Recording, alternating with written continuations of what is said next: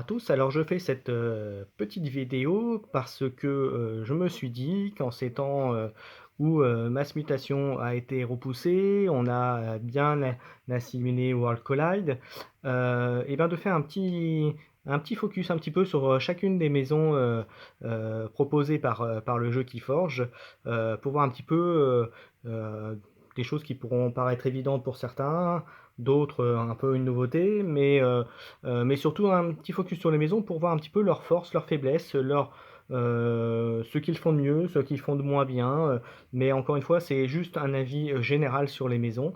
Voilà, de faire un petit récapitulatif de tout ça, puisque avec Mass Mutation qui va arriver, on va avoir certainement des maisons justement qui vont évoluer, qui vont changer.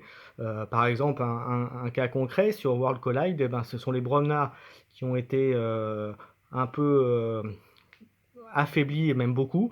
Voilà, donc c'est des choses pour revoir un peu tout ça, voir un petit peu les mécaniques des maisons et de faire un point là-dessus. Donc voilà, voilà, donc c'est ce que je vous propose sur cette vidéo là. Ça en plus ça fait longtemps que je n'en avais pas fait sur ma chaîne, donc j'en profite. Voilà, au moment où cette vidéo sera diffusée, vous aurez certainement eu la possibilité de voir la vidéo de Misa Radio Keyforge auquel j'ai participé, que je vous invite donc à regarder si ce n'est pas le cas. Et puis sinon, bah, on va commencer donc par les maisons. On va les faire une par une. Allez, c'est parti.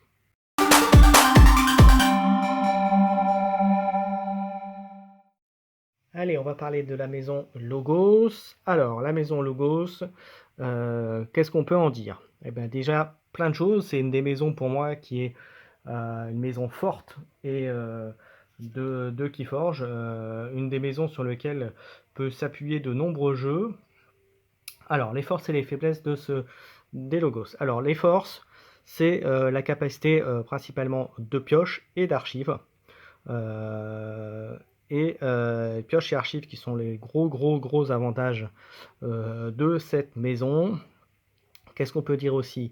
En autre force, ben, grâce à cette faculté de pioche, ça peut générer assez d'ambre. Alors, c'est pas une maison comme un thème, mais on en parlera plus tard. Euh, mais euh, mais c'est quand même une maison qui est capable de générer pas mal d'ambre en soi, ne serait-ce que par sa capacité de pioche, d'archivage, pardon, et donc du coup de vous permettre ensuite d'avoir plus de cartes en main, et donc du coup de pouvoir jouer plus de cartes, et par conséquent d'avoir aussi plus d'ambre. Voilà, donc comme je dis, la maison Logos, les points forts, l'archivage, la pioche. Ensuite, il faut savoir qu'ils ont les traits les plus courants, on va dire que c'est scientifique, robot, qu'est-ce que je peux rajouter d'autre? Humain aussi un petit peu, mais c'est plutôt principalement effectivement scientifique, moi je dirais en principal. Voilà pour les forces, pour les parties faiblesses. En revanche, c'est beaucoup de petites créatures, vous allez rarement dépasser les 3 ou 4 en termes de puissance. Après, dans les forces, j'ai oublié de le dire tout à l'heure, mais ça peut avoir pas mal de contrôle de board. Ils ont des cartes pas mal pour contrôler le board, alors soit pour les déplacements, soit pour faire des dommages. Mais bon, je l'ai pas dit tout de suite en point fort parce que c'est quand même, voilà, c'est pas tout le temps non plus. C'est voilà, c'est vraiment, encore une fois, voilà. Mais pour les créatures, donc c'est plutôt des petites créatures, un petit peu d'insaisissables, mais il n'y en a pas tant que ça. Mais surtout, voilà, c'est pas des créatures très fortes en termes de puissance. Donc par contre, ce sont des créatures qui ont beaucoup d'effets de jeu, souvent, soit d'entrée en jeu, soit d'effets après, derrière. Voilà, des créatures avec juste des stats et qui sont là, qui se posent sur les cartes et qui font rien d'autre, il y en a quand même relativement peu en logos. Donc il faut reconnaître euh, que ce sont plutôt des créatures à effet ou à combo. Voilà. Donc pour résumer, ce que je viens de vous dire en quelques mots, donc point fort archivage et pioche, et point faible plutôt des petites créatures. Donc si c'est de la force brute que vous voulez, c'est pas la maison Logos qu'il faut prendre. Voilà, ça c'est fait. Voilà, j'espère avoir été assez concis sur la maison, mais il est intéressant de faire un petit point sur la maison Logos qui, comme je vous disais tout à l'heure, est pour moi une des maisons les plus fortes au jour d'aujourd'hui, même si on fait le comparatif par rapport à toutes les extensions, qui est pour moi une des maisons les plus fortes à l'heure actuelle. Voilà, merci, on va passer à la maison suivante.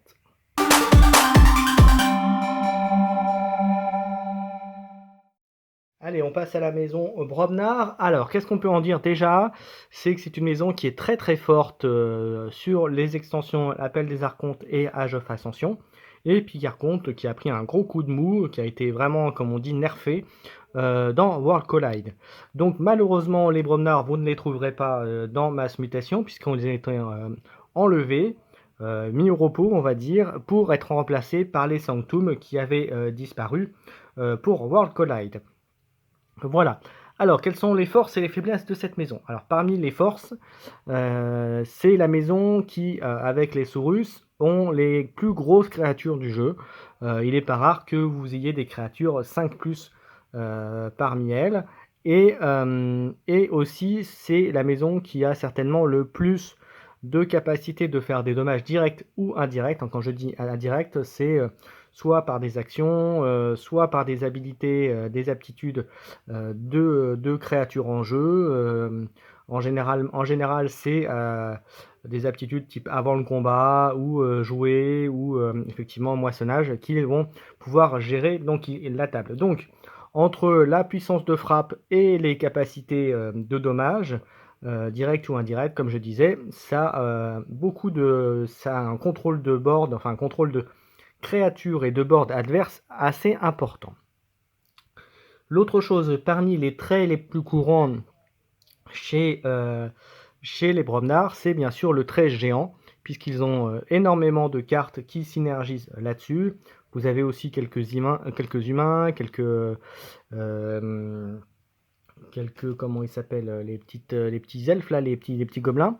Voilà, mais principalement les géants, ça c'est une certitude. En faiblesse, et ben du coup la faiblesse c'est que pour la gestion d'ambre, à part 2 ou 3 cartes, vous n'avez quasiment pas de capture, quasiment pas de vol. Alors certes vous pouvez gérer et aussi donc vous avez beaucoup de mal à gérer des montées rapides d'ambre ou des forgeages de clés, etc. Donc là-dessus c'est pas du tout le point fort de cette maison là. Mais par contre, pour vous installer sur le board, pour contrôler le board, pour avoir une présence sur le board comme on dit, c'est une très bonne maison. Voilà ce qu'on pouvait en dire sur la maison Brobnar. J'espère que ça correspond à ce que vous pensez vous de cette maison. Après, je sais pas parfait non plus, je prétends pas tout savoir ni tout connaître, encore une fois. Mais j'espère que ça vous servira lorsque vous aurez vos choix de deck ou de maison plus tard. Mais ça, j'en reviendrai enfin en conclusion lorsqu'on aura fait toutes les maisons. Allez, on passe à la suivante.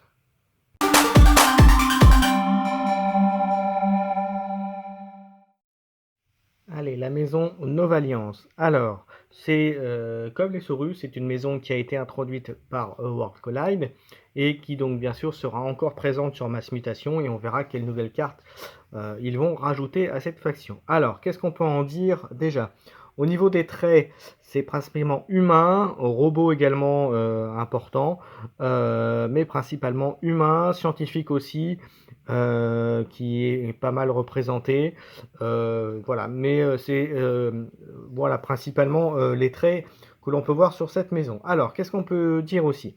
C'est une maison qui a beaucoup de contrôle de créatures dans le sens où ils ont c'est la maison qui a introduit avec les Saurus, mais plus principalement Novalliance, la capacité de protéger, de warder ces créatures. Alors ça existe aussi un peu un Logos aussi, mais je pense que c'est eux qui l'ont vraiment mis en avant. Et encore, quoique avec les Logos, maintenant que j'y pense, je pense que c'est à peu près équivalent. Peut-être un avantage, peut-être même au Logos. Donc vous voyez, même moi, je suis pas trop d'accord avec ce que je viens de vous dire. Mais bon, ils amènent les Logos, les wards, pardon. Ils ont aussi amené aussi une mécanique qui était qui était nouvelle par rapport à ce qui existait avant. Ils ont ramené les capacités, par exemple on voit sur l'Explorer vert, les cartes qui sont capables d'être mises en équipement et pas en créature. Alors ça existait déjà pour les joueurs de Magic, ça existait déjà un petit peu avec les artefacts véhicules là, qui avaient été en place, mais ça a été intégré aussi, donc vous voyez, sous cette formule-là à Keyforge, avec ce type d'équipe de matériel. Donc une des facultés, donc c'est ces équipements, donc qui sont assez nombreux en maison Nova Alliance et qui sont là pour booster, donner des boosts, donner des avantages. Donc là, en l'occurrence, c'est donner escarmouche avec les Blue Rovers pour prendre cet exemple-là. Mais il y en a d'autres. Il y en a d'autres. Parmi les cartes aussi principales, vous avez le lieutenant Kashkar, vous avez pas mal d'équipements qui sont liés à lui, donc voilà, qui peuvent s'équiper, voilà, qui donnent des bonus ou font des dommages à l'adversaire. Donc les points. Alors après, les points forts, c'est vraiment du j'ai envie de dire contrôle de jeu plus de contrôle de board, puisque ça peut augmenter les clés, ça peut faire des dommages, ça peut bouger un peu les créatures aussi. Enfin, il y a pas mal de choses possibles avec cela. En termes de créatures, c'est des créatures qui sont globalement assez, je dirais, soit faibles, soit moyennes. C'est plutôt de l'ordre d'entre 2 et 4 en force. C'est par contre beaucoup de créatures qui ont des effets, soit d'entrée en jeu, soit de combat, soit de maçon, mais des effets sur le plateau. Donc c'est une maison qui a aussi besoin d'être présente sur le board pour pouvoir agir et pour pouvoir faire quelque chose.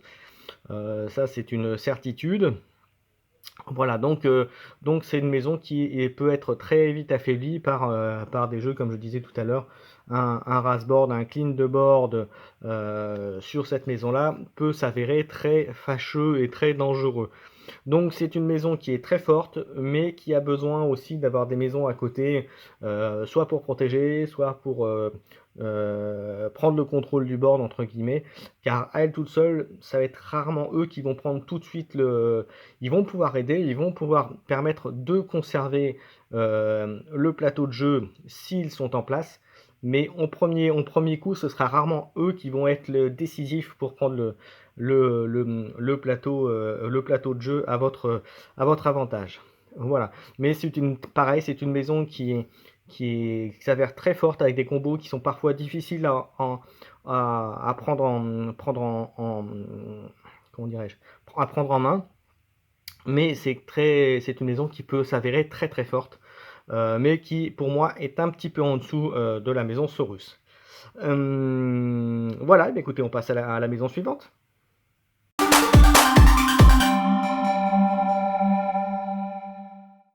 Alors, la maison des Indomptés, les Untamed. Qu'est-ce qu'on peut en dire? Déjà, au niveau des traits, vous aurez des humains, sorcières et bêtes, principalement alors après, j'oublie, il y a un petit peu d'effet, mais c'est principalement humains, sorcières et bêtes que vous aurez dans cette faction. Alors, qu'est-ce qu'on peut en dire en avantage? Qu'est-ce qu'on peut en dire déjà de manière globale? C'est que c'est une maison qui peut s'avérer très très forte et qu'il a été d'ailleurs sur les 3 extensions. Donc on verra sur la prochaine ce qu'on pourra en dire, si ça va être augmenté, si ça va être affaibli. Mais cette maison reste très très forte. Alors, son gros point fort, qu'est-ce qu'on peut dire déjà? C'est la faction qui, par essence même, va être celle qui est capable de générer le plus d'ambre, ou en tout cas qui va accélérer la génération d'ambre de manière très très forte. C'est aussi une maison qui peut contrôler aussi le niveau des clés, mais ça voilà, c'est pas très régulier, mais ça existe. Mais c'est surtout une maison qui va générer un maximum d'ambre très très vite. Et qui peut aussi en un tour vous forger une ou deux clés. Mais ça, c'est un sujet qu'on pourra aborder aussi avec la maison Mars. Mais voilà, c'est une maison qui va générer énormément d'ambre, notamment avec le sorcier chasseur et les combos que vous connaissez sûrement, c'est avec la sorcière de l'aide parce que vous pouvez aller rechercher une créature, jouer des cartes, voilà, c'est très très fort. Donc une maison qui génère beaucoup d'ambre, les créatures, les bêtes peuvent être très dangereuses, ils ont des capacités pour s'auto-protéger, s'auto-warder même j'ai envie de dire avec World Collide. Mais donc il y a des très bonnes combos entre elles, donc c'est une maison qui est très très forte. Par contre, un inconvénient, c'est que souvent, alors elle peut générer énormément d'armes comme je vous disais, mais elle peut avoir aussi besoin d'avoir le contrôle du board pour pouvoir opérer. Donc si vous avez quelque chose qui rase le board, qui clean le board comme je disais, et ben dans ces cas-là, elle peut se retrouver en difficulté. Mais c'est une maison qui est capable de se relever très très vite, et du fait de sa génération d'ambre, de ne pas trop être impactée par des rasboards. Voilà, donc c'est une maison auquel il faut toujours se méfier. C'est une maison qui a le plus de cartes qui permet ce qu'on appelle des forgeurs de clés ou des key cheats, donc qui sont capables de forger d'un coup une clé et donc de surprendre l'adversaire et de finir une partie et de la gagner du coup. Donc voilà, donc ça il faut faire très très attention avec la maison. Donc si vous avez la possibilité de voir la liste de vos adversaires et qu'ils jouent les indomptés, je vous invite à faire très très attention dès que vous voyez une carte, notamment une forgeuse de clés directe. Donc là, auquel cas, il faut se méfier énormément. Voilà pour les points forts. Pour les points forts, les points faibles de la maison, je vous ai dit donc des créatures qui sont relatives, qui peuvent être très fortes mais très faibles aussi. Qui peuvent être sujets à une perte de contrôle si vous perdez le contrôle du board, et du coup vous pouvez perdre un petit peu l'avantage, mais c'est une maison qui peut se relever très vite aussi. Voilà.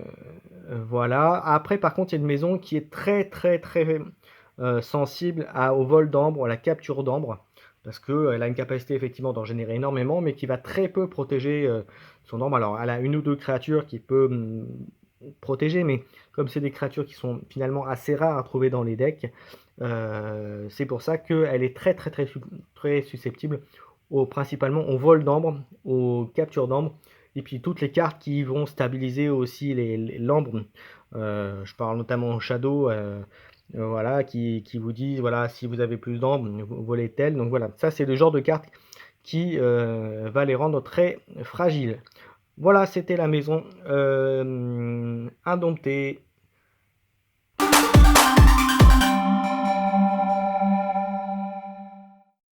Alors voilà la maison Shadow ou Ombre, donc qui elle a été présente sur les trois extensions, Appel des Archontes, Age of Ascension et World Collide, et qui sera aussi présente sur Mass Mutation. Alors c'est une maison qui globalement a toujours été très forte, peut-être un petit peu moins quand même sur World Collide, mais c'est une maison qui est restée très très forte au cours des extensions, et qui, j'ai envie de dire, est une des maisons maîtresses, un petit peu avec les logos, actuellement dans Keyforge. Alors, qu'est-ce qu'on peut en dire sur cette maison? Leurs points forts déjà, leurs traits, on va commencer par leurs traits, c'est principalement elfes et voleurs que vous verrez le plus fréquemment sur les créatures. Alors bien sûr, c'est pas systématique, hein, mais c'est ce que vous verrez le plus fréquemment chez eux. Alors, quel est ensuite leur point fort? Alors leur point fort, c'est la maison des ombres, c'est comme leur trait voleur, c'est, eh ben, écoutez, leur principale action, c'est de voler. Voler, mais c'est aussi faire des dommages, c'est aussi enquiquiner l'adversaire. Alors ça peut prendre le contrôle d'artefacts, ça peut prendre le contrôle de créatures, ça fait pas mal de petites choses, voilà. Mais principalement, leur gros point fort, c'est la capacité de vol ou de générer du vol d'ambre de l'adversaire. Alors, c'est une maison qui n'a pas forcément besoin de contrôler le board, qui a des artefacts assez puissants, si on utilise bien, qui sont capables de retourner une partie juste avec une seule carte. Ça s'est vu, ça se voit encore, et ça se verra certainement aussi avec Mass Mutation. Donc on verra quelle évolution aura cette maison là-dedans, dans cette nouvelle extension. Mais c'est une maison, donc comme point fort, beaucoup de vol, et surtout ils n'ont pas besoin forcément de beaucoup de cartes pour vraiment prendre le contrôle et donner un avantage aux joueurs qui la jouent. Après, leur faiblesse, c'est que globalement, leurs créatures sont assez faibles. Même si beaucoup bénéficient d'insaisissables, pas tous, mais il y en a quelques-unes. Mais c'est souvent des créatures à 1, 2, 3 de force. Donc très facilement, entre guillemets, très facilement, je m'entends, hein, s'il n'y avait pas de capacité de pouvoir, et cetera, mais très facilement gérable sur le board. Voilà, donc voilà, c'est des créatures assez faibles. Maintenant, leur faiblesse, c'est que comme leur principale capacité, c'est le vol, si vous avez des créatures comme vous en avez de mémoire en Saurus ou même en Sanctum, voilà, si vous tombez sur des créatures qui empêchent le vol, et ben, tout de suite vous allez être pénalisé et forcément vous n'aurez pas la même dynamique de jeu que si vous pouviez le faire. Donc voilà, donc c'est très susceptible et c'est d'ailleurs pour ça, je pense qu'il y a eu des cartes exprès qui sont sorties pour bloquer un petit peu ces ombres.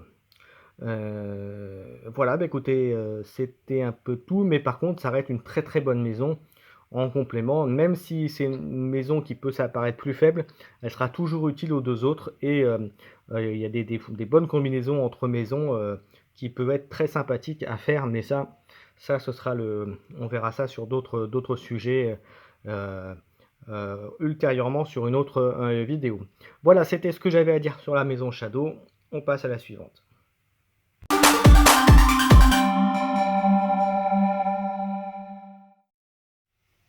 Alors, la maison 10, qu'est-ce qu'on peut en dire? Déjà que c'est une maison qui sera présente sur les 4 extensions, donc les 3 premières plus Mass Mutation qui va arriver, qui a toujours été très forte, quelle que soit l'extension. Même sur World Collide, quoi qu'on en dise, c'est une maison qui peut s'avérer très très forte, alors qu'elle a peut-être un tout petit peu baissé en puissance, mais qui est quand même très très forte. Alors moi, à mon avis, elle est très très forte, surtout sur la première extension, sur l'appel des archontes, et un tout petit peu moins sur Age of Ascension, et sur World Collide, elle a encore un tout petit peu baissé. Donc j'attends avec impatience de voir ce que ça va donner sur Mass Mutation. Je vous cacherai pas que c'est une des maisons préférées que j'aime bien et j'adore, mais ça, ceux qui me connaissent le savent, j'adore particulièrement la carte qui était dans les deux premières, qu'on pouvait trouver dans les deux premières, qui s'appelait Contrôler les faibles, parce que vous contrôliez le tour adverse. Voilà. Ceux qui comprendront pour que mon deck Mother l'avait et que j'aimais beaucoup jouer avec. Voilà, ça c'est une petite aparté. Alors, qu'est-ce qu'on peut dire ensuite sur les points forts de la maison? Alors, les points forts de la maison, déjà, c'est beaucoup de cartes pour contrôler votre adversaire.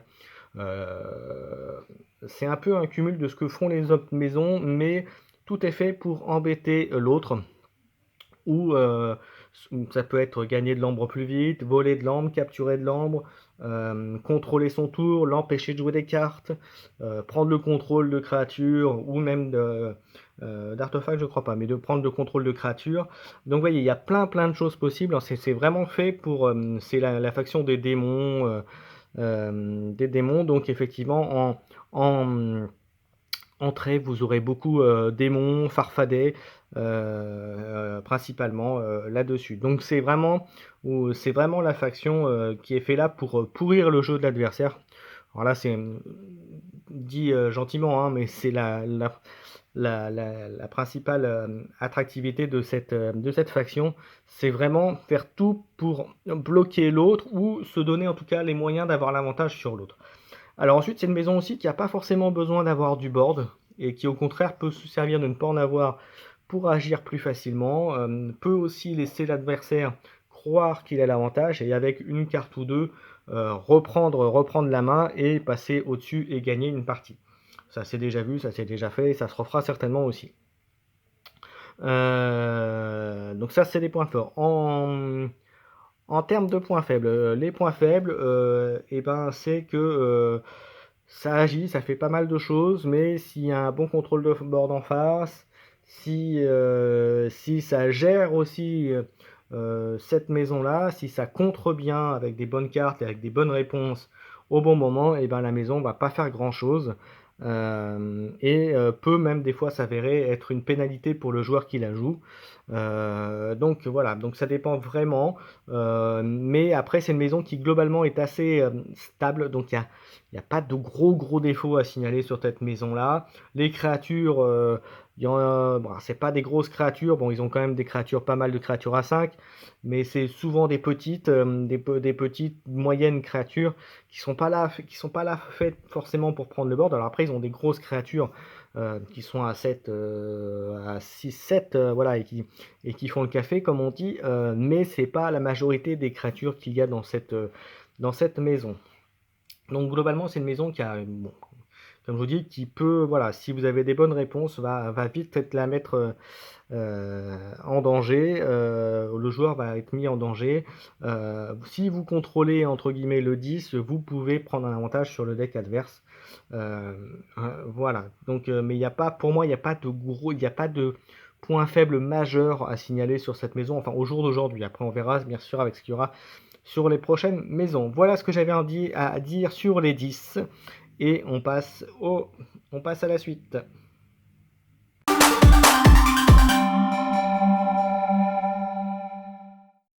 Allez, la maison Sanctum. Alors, donc il faut savoir qu'elle était présente donc sur Age, à l'appel de l'Archonte, Age of Ascension, et donc absente de World Collide, et donc va revenir sur Mass Mutation. Donc avec des nouvelles cartes, des nouvelles énergies certainement aussi. Donc on attend ça avec impatience, moi personnellement. Voilà, donc moi c'est une des maisons que j'aime bien. Voilà, c'est pas le cas de tout le monde, mais je l'aime bien.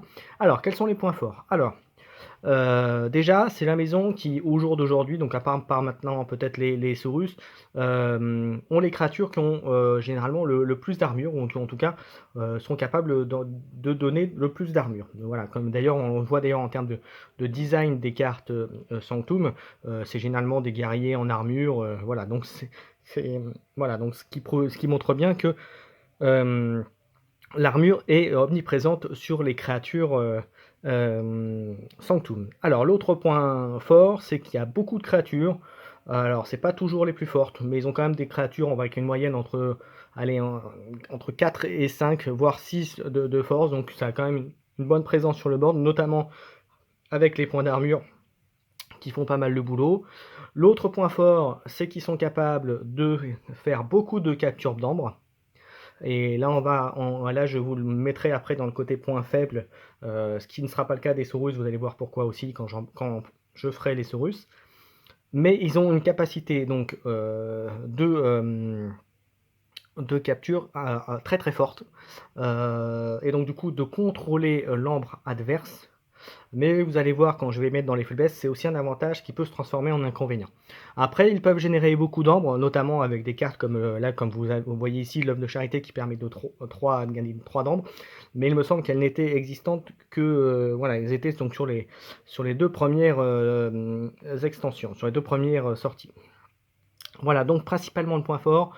Pas mal de créatures avec de l'armure, une bonne moyenne de créatures. Alors c'est pas forcément les plus fortes, au contraire, on verra ça des Bromnar et des Sanctum, des Bromnar et des Saurus, pardon. Mais c'est quand même des créatures quand même conséquentes. Ils ont quand même une présence sur le board assez forte. D'autant plus qu'ils capturent beaucoup et aussi ils ont, comment dirais-je, une faculté aussi à contrôler les créatures adverses qui est assez forte. Ils font assez peu finalement de dommages directs, mais beaucoup de contrôle, de stun, comme dit, de sonner les créatures. C'est quelque chose qu'ils ont de beaucoup en termes de capacité. Voilà, et aussi de protection de créatures. Donc ça, c'est plutôt, il y en a plutôt pas mal. Donc voilà pour les Sanctum. Ensuite, on va passer donc aux points faibles. Les points faibles, c'est quoi? Et ben, comme je disais tout à l'heure, ils ont une capacité de capture très très forte. Mais l'inconvénient, c'est que la capture, lorsque vous tuez la créature, l'ambre part tout de suite, revient chez l'adversaire. Donc, ce qui fait que ça, vous ne protégez qu'un temps, vous ne capturez qu'un temps.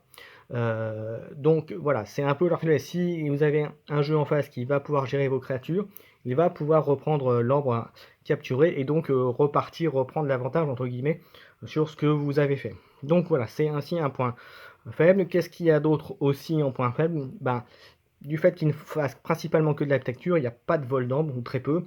Donc ils peuvent gagner du temps avec la capture, mais voilà, c'est moins, entre guillemets, moins fort que pourrait le vendre, pourrait le prendre un vol. Voilà.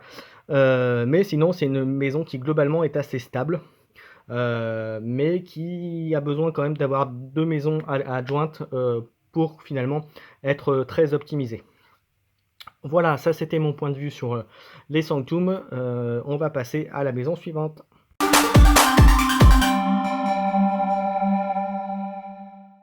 Sur la maison Saurus. Alors, qu'est-ce qu'on peut dire sur les Saurus? Donc, c'est arrivé récemment, puisque c'est la dernière extension World Collide. Donc, ça a amené la dynamique avec les dinosaures, donc qui est leur mot-clé, on va dire, pour cette maison. Donc, dinosaures, il y a quelques politiciens également, quelques bêtes, mais principalement des dinosaures en termes de traits.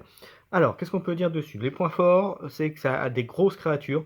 Comme je disais en créatures, c'est d'ailleurs eux qui ont les créatures les plus fortes, même supérieures au Brobnar, hein, puisque vous voyez, il y a même un 16, je prends l'exemple du Gargancotodon, voilà, voilà, mais qui n'ont pas, donc du coup, ils n'ont pas à faire pâle figure par rapport au Brobnar. Donc, c'est ceux qui ont effectivement, avec les Brobnar, les plus grosses créatures du jeu et qui sont donc capables de prendre le board avec des grosses créatures. Qu'est-ce qu'ils ont aussi comme avantage? C'est qu'ils ont aussi une énorme capacité à capturer l'ambre.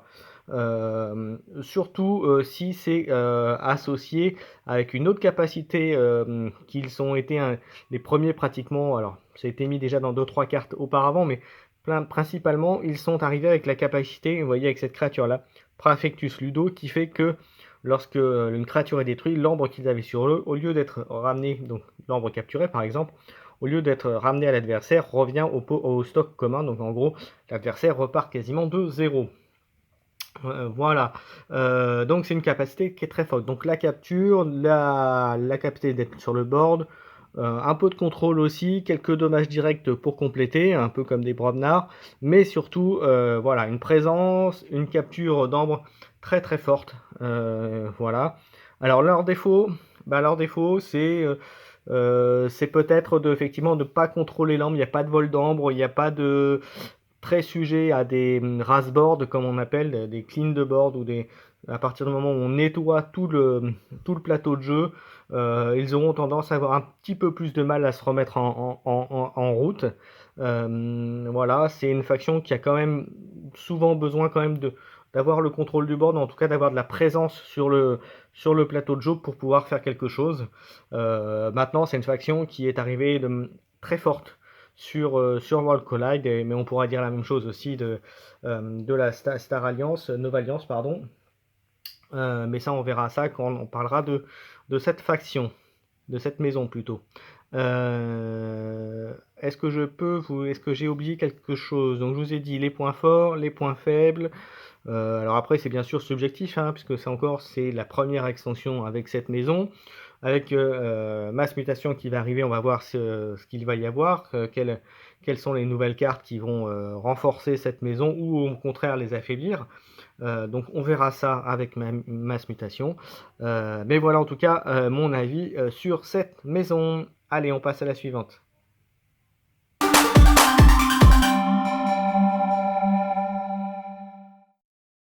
Allez, et on termine les maisons par la maison Mars. Alors, n'y voyez pas une volonté de dénigrer les Mars, mais aux grandes dames certainement de mon camarade Étinciel, Mars n'est pas la maison que je préfère, loin de là. Mais bon, ceci dit, c'est quand même une maison qui a quand même des cartes sympathiques, notamment Flotte de guerre ou Battle Fleet en anglais, qui est quand même bien réputé pour pour faire le café, comme on dit, hein, puisque ça vous permet, comme vous le savez, de gagner déjà une ambre, mais surtout aussi de vous piocher des cartes à hauteur du même nombre de cartes Mars que vous aurez révélées. Donc ce qui est quand même très fort. Bon, je cite celle-là, mais voilà, on va dire que c'est un peu l'emblème des Mars, en tout cas sur les deux premières extensions. Alors, qu'est-ce qu'on peut... Et bien sûr, sans oublier le Keysarge qui est j'ai plus le nom, mais celle qui vous permet de poser une clé avec les cartes en main, donc qui est très bien en combo avec cette flotte de guerre. Voilà, donc c'est un petit aparté. Qu'est-ce qu'on peut en dire sur cette maison? Écoutez, qu'elle n'était pas présente sur World Collide. Elle était sur Age de l'Ascension et l'appel des Archontes. mais que la maison était quand même très très très forte, parce qu'elle pouvait à peu près tout faire, parce qu'elle avait de très grosses synergies entre les cartes, mais par contre c'est son avantage qui se transforme en inconvénient, puisqu'il y avait très peu de choses qui pouvaient synergiser vraiment avec les autres maisons avec lesquelles généralement c'était associé. Donc c'était globalement le point faible. Au niveau des créatures, il y a beaucoup d'insaisissables. Les créatures, il y a pas mal d'insaisissables même.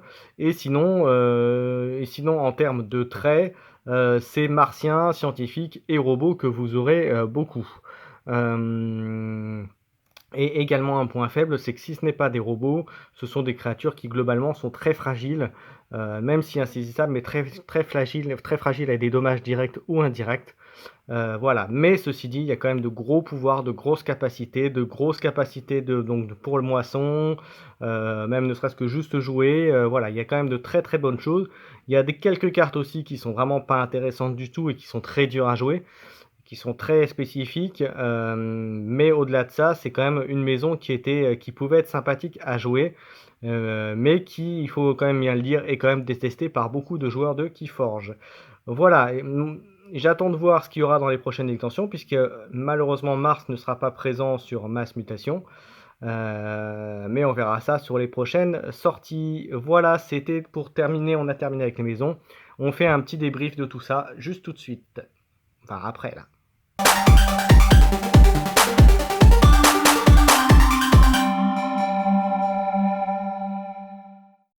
Alors voilà, on arrive au bout de toutes les maisons. En conclusion, qu'est-ce qu'on peut en dire? Eh bien écoutez, pas mal de choses.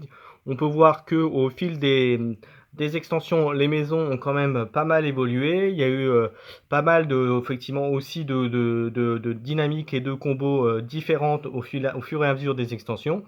Donc on verra ce que ça va apporter. World Collide, c'était l'arrivée des deux nouvelles maisons, Nova-Alliance et Sanctum, et leur lot de capture, et leur lot de ward, puisque c'était entre guillemets presque la nouvelle mécanique qui a été intégrée.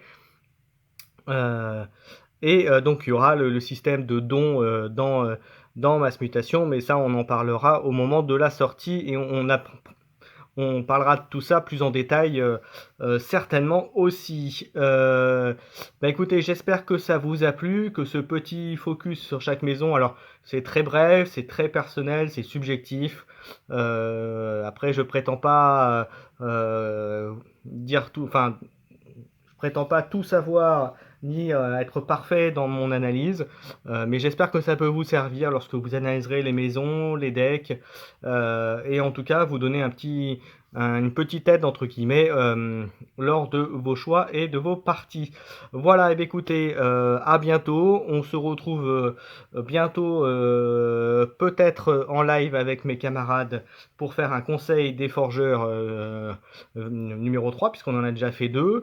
Et on parlera plein de choses. Donc je vous invite à mettre en commentaire si vous voulez voir aborder des sujets particuliers. N'hésitez pas à me dire aussi ce que vous pensez de ce genre de vidéo. Et puis mettez vos petits pouces si vous aimez ou pas. Si vous aimez pas aussi, voilà, vous pouvez le faire aussi. Et puis abonnez-vous à la chaîne si vous voulez plus de contenu qui forge. Voilà. À bientôt tout le monde. Amusez-vous bien et forgez bien vos clés, comme dirait mon ami Cléonis. À bientôt.